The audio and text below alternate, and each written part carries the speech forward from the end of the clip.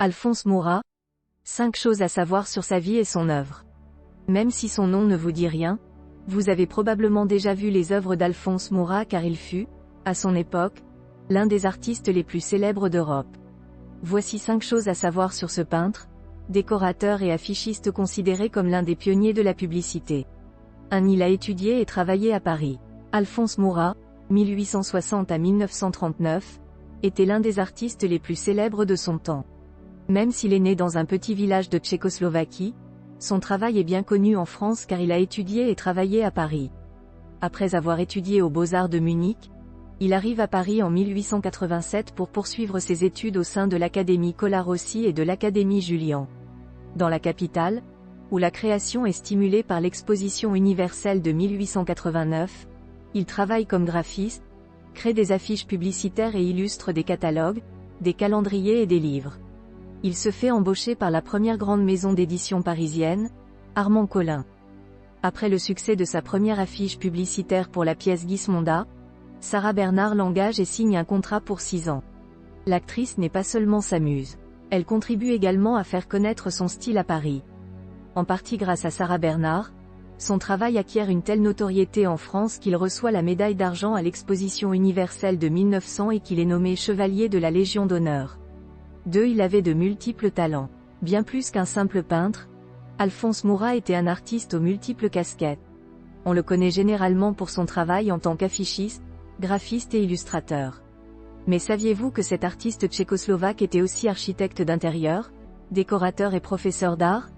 En 1901, il est engagé pour concevoir la devanture et la décoration intérieure de la bijouterie Fouquet qui se trouvait alors au 6 rue Royale, dans le 8e arrondissement de Paris. Démontée en 1923, cette bijouterie a été reconstituée dans une salle du musée Carnavalet, consacrée à l'histoire de Paris.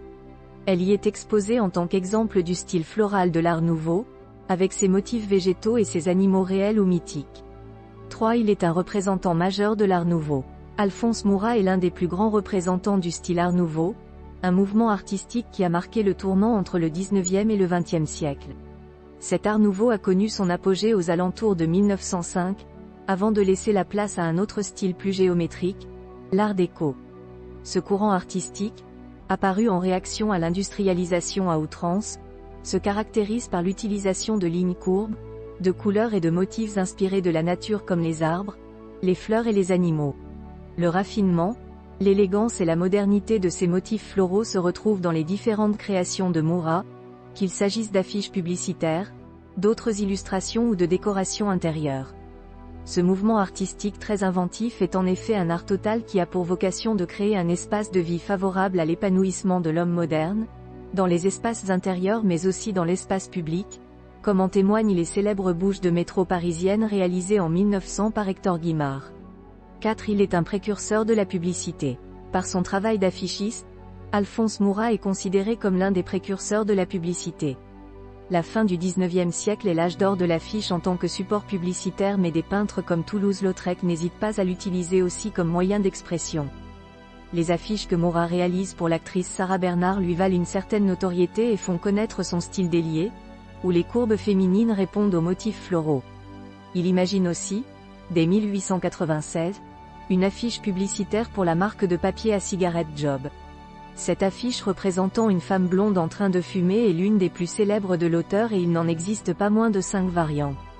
5. Le Grand Palais Immersif lui consacre une exposition. Une exposition intitulée Éternel Murat se tient au Grand Palais Immersif à Paris, situé au 110 rue de Lyon Paris 12e, du 22 mars au 5 novembre 2023. Cet événement organisé en partenariat avec la Fondation Murat vous invite à découvrir l'univers coloré et tout en courbe de l'artiste, à travers une expérience immersive, sensorielle et interactive. Grâce à des projections en très haute définition, accompagnées d'une ambiance musicale et olfactive originale, les visiteurs expérimentent une plongée unique dans l'œuvre de ce peintre avant-gardiste.